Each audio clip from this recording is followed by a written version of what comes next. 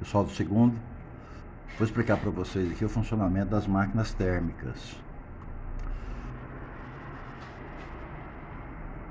Máquinas térmicas são dispositivos que transformam energia térmica em energia mecânica.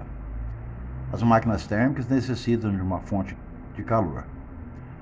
Exemplos: motores a combustão interna, motores de automóveis.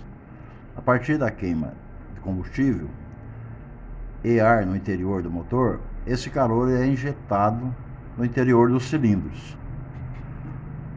Parte da energia que é liberada durante a explosão é convertida em trabalho por meio de movimento de pistão. As máquinas térmicas têm uma fonte de calor, fonte quente e uma fonte fria, para onde parte do calor é dissipado.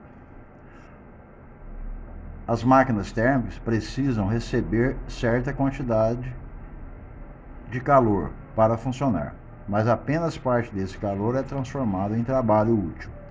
É a primeira lei da termodinâmica.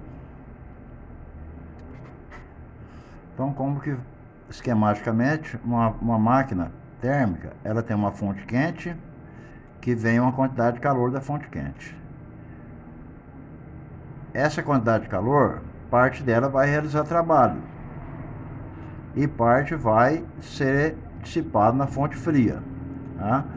Aí vale essa formulinha: quantidade de calor da fonte que vem da fonte quente é igual a quantidade de calor que vai para a fonte fria mais o trabalho realizado.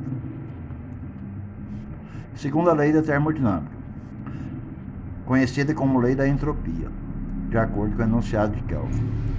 Não é possível que qualquer sistema a certa temperatura absorva calor de uma fonte e transforme-o integralmente em trabalho mecânico, sem que ocorram modificações nesse sistema ou em suas vizinhanças.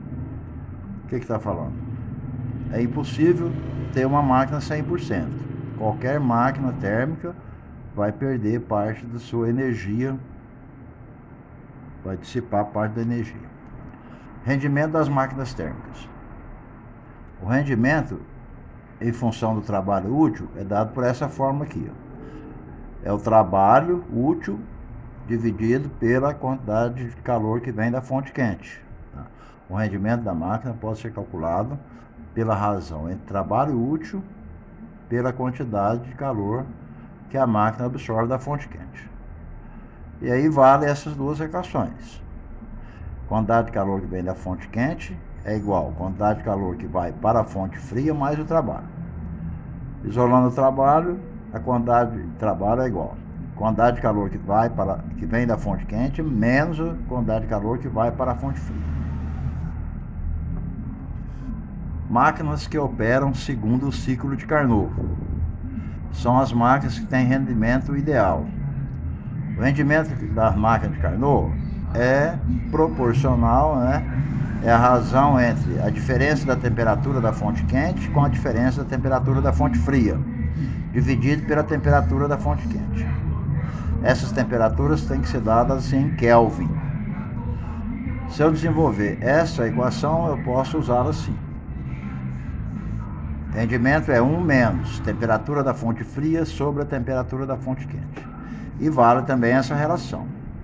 Temperatura da fonte fria sobre a temperatura da fonte quente é igual a temperatura da quantidade de calor que vem da fonte fria, que vai para a fonte fria, sobre a quantidade de calor que vem da fonte quente. O que é ter aqui? Temperatura da fonte quente, TF, temperatura da fonte fria. Vamos ver a informação aqui. Pela fórmula acima, observe que quanto maior a diferença entre as temperaturas da fonte quente e fria, maior seria o rendimento. Essa diferença aqui, quanto maior ela, o rendimento seria maior. Para que o rendimento fosse 100%, a temperatura da fonte fria teria que ser zero, o que é impossível, né? O zero absoluto é uma temperatura inatingível. Portanto, não existe máquina com rendimento 100%. Então, a terceira lei de Newton, terceira lei da termodinâmica, fala que 0 graus absoluto é uma temperatura inatingível.